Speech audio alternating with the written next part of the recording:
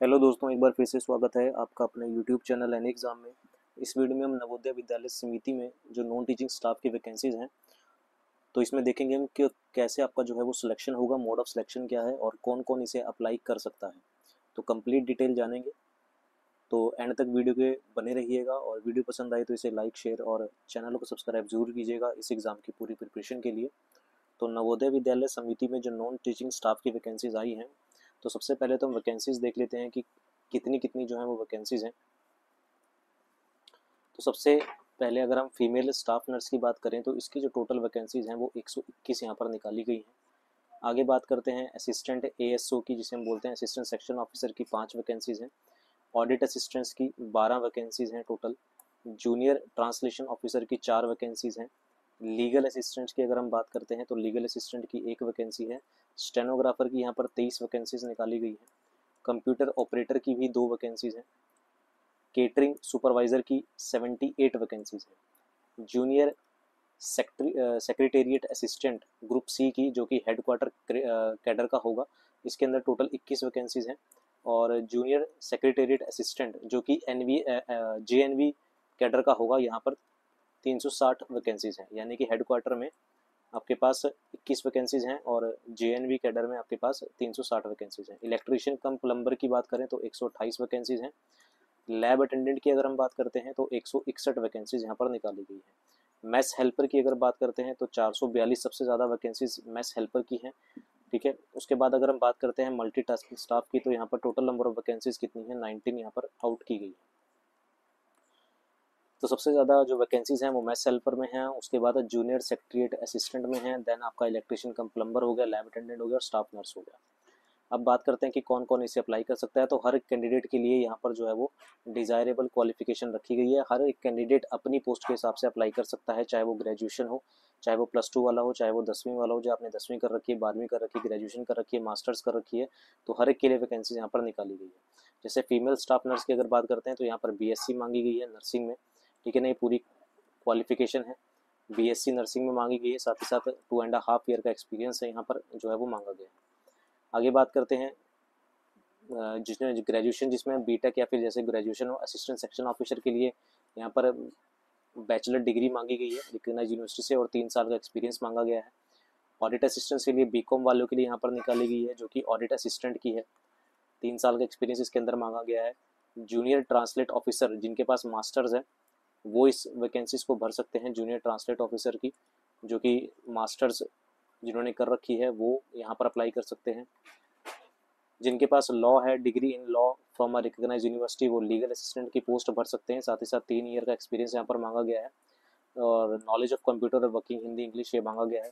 Stenographer जिन्होंने 12th पास कर रखी है वो स्टेनोग्राफर की पोस्ट कर सकते हैं, और जिनके पास स्टेनोग्राफर का सर्टिफिकेट है, स्किल टेस्ट नॉर्म्स आपके पास होनी चाहिए, यानी कि स्टेनोग्राफर आपकी कई होनी चाहिए, वो यहाँ पर है। कंप्यूटर ऑपरेटर हो गया, जिनके पास BSc हो गया, BCA हो गया कंप्यूटर साइंस से, या फिर BE BTech हो गया कंप्यूटर साइंस से, वो कंप्यूटर ऑपरेटर की वैकेंसीज जो है फिल कर सकते हैं।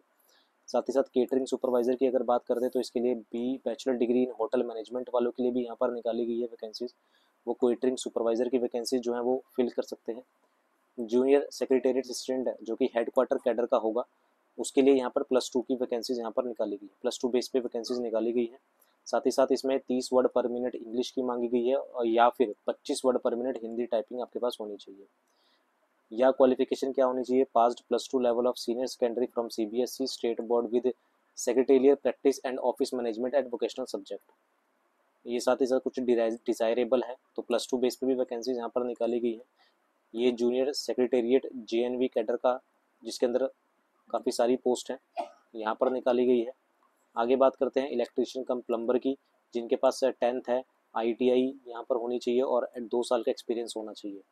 तो ये है आपके पास इलेक्ट्रिशियन कम प्लम्बर के लिए। लैब अटेंडेंट की बात करते हैं तो 10वीं पास जिन्होंने कर रखी है विद सर्टिफिकेट, या फिर डिप्लोमा होना चाहिए लेबोरेटरी टेक्निक में, तो वो लैब अटेंडेंट की पोस्ट भर सकते हैं। 10वीं पास वालों के लिए यहाँ पर वैकेंसीज हैं। और मैथ्स हेल्पर की अगर बात करते हैं तो 10वीं पास होना चाहिए, 5 साल का एक्सपीरियंस होना चाहिए आपके पास, या फिर और passing of skill test prescribed by NVS, यानी कि जो नवोदय विद्यालय समिति है वो स्किल टेस्ट लेगा। तो 10th पास वालों के लिए है। अगर आप MTs में फिल करते हैं तो सिर्फ आपको 10वीं चाहिए। तो हर एक कैंडिडेट के लिए यहाँ पर वैकेंसीज जो है वो निकाली गई है, चाहे वो 10वीं पास हो, चाहे वो 12वीं पास हो, चाहे वो मास्टर्स हो, चाहे बैचलर हो, डिग्री उसने कर रखी है, तो आप सारे इसको अप्लाई कर सकते हैं। सबसे ज़्यादा पोस्ट की बात करें तो आपके पास मैस हेल्पर में है, ठीक है। अगर मैं आपको फिर से पोस्ट दिखाऊं तो सबसे ज़्यादा जो पोस्ट निकाली गई है वो मैस हेल्पर की निकाली गई है। उसके बाद जूनियर सेक्रेटरीट जेएनवी कैडर की निकाली गई है। देन स्टाफ नर्स हो गया आपके पास, इलेक्ट्रिशियन कम प्लम्बर हो गया, एमटीएस हो गया, इनमें निकाली गई है। आगे आपके सिलेक्शन कैसे होगा उसके बारे में बात कर लेते हैं। हाउ मोड ऑफ सिलेक्शन क्या है। तो candidate will be shortlisted on the basis of their performance in the competitive exam and interview.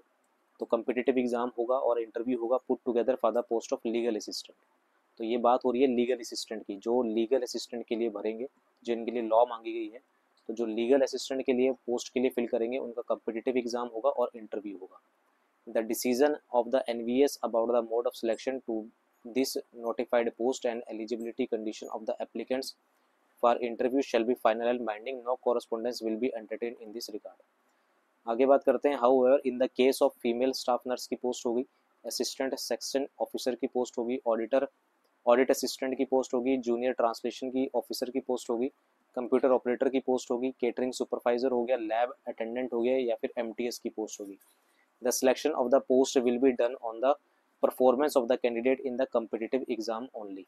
तो ये जो पोस्ट के लिए फिल करेंगे, जिसके अंदर आपके पास फीमेल स्टाफ नर्स है, एएसओ है, आपके पास ऑडिट असिस्टेंट है, जूनियर ट्रांसलेशन ऑफिसर है, कंप्यूटर ऑपरेटर हो गया, केटरिंग सुपरवाइजर हो गया, आपके पास लैब अटेंडेंट हो गया, तो इनके लिए जो पोस्ट है वो सिर्फ कम्पिटिटिव एग्जाम के बेस पे होगा।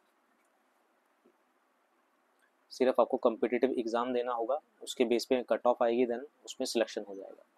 आगे बात करते हैं for the post of stenographer हो गया, जूनियर सेक्रेटेरिएट हेडक्वार्टर या फिर आरओ कैडर का हो गया, जूनियर सेक्रेटेरिएट जेएनवी कैडर का हो गया, इलेक्ट्रीशियन का प्लम्बर हो गया, मैस हेल्पर हो गया।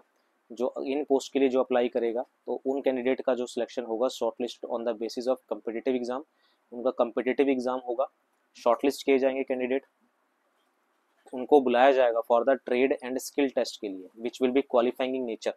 जो भी इन पोस्ट के लिए भरेगा उनका कम्पिटिटिव एग्जाम होगा, उसके बाद स्किल टेस्ट होगा।